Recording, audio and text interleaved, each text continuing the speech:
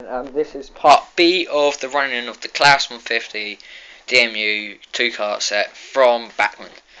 Right, I'm just going to show you the running of this model, but first of all I'd like to tell you about the coupling. This coupling has two metal wires that transferred over to the metal strips on top of this part of the coupling. It's only one type coupling, so you can't couple it up to any other part in between this, but obviously with the NEM coupling this can, it should be at the front, but like this model I fitted everything at the front, so I had to remove them, but they literally just fit into the front of this bogie here, where you can see the little part there. Okay, right, I'm just going to show you how simple it is. You just got to align it. It is quite fiddly doing it one-handed. I usually do it two hands, but look, there it is there. Don't know whether you'll be able to see, but that is literally it coupled up there. Right. Okay, right, in a sec I'll just be placing it on the track. Right. Okay, as you can see I have now placed it back on the track as it would be without removing it to do the review. Okay, I have obviously DCC'd this model, and I have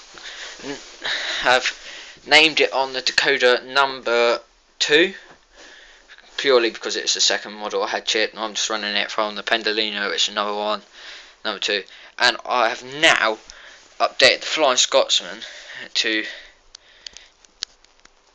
DCC.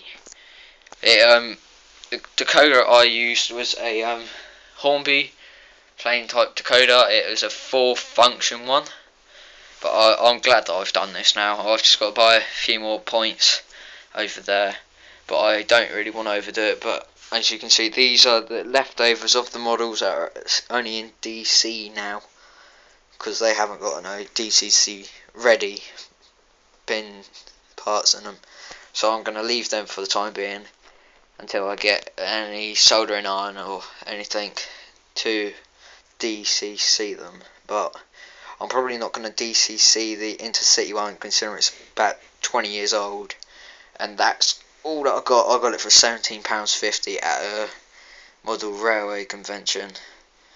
But it was alright, it works, but they're both motorised ends of it. There's no dummy unit, but one of the motorised ends didn't work, so I had to strip it all out all the way to the motor, so it's near enough a dummy unit now. But it does come with functioning lights, but it's not controlled. It's just like one light, and it brights up one cab, but that's only for the one that's left with the motor, but sadly the rest isn't. Okay, right, back to the DMU. Okay, right, I'll quickly pop in the name for this one. 2. Okay, right. It does have lights, so you click function, and I don't know whether you guys will be able to see, but there is red lights this end and white lights this end. Okay, right, here it goes. And best for when you get a new model is to run it in. Usually it will take about half hour one way, half hour the next, opposite way. But whatever you do not take it off and flip it round, because it's making it go in the same direction.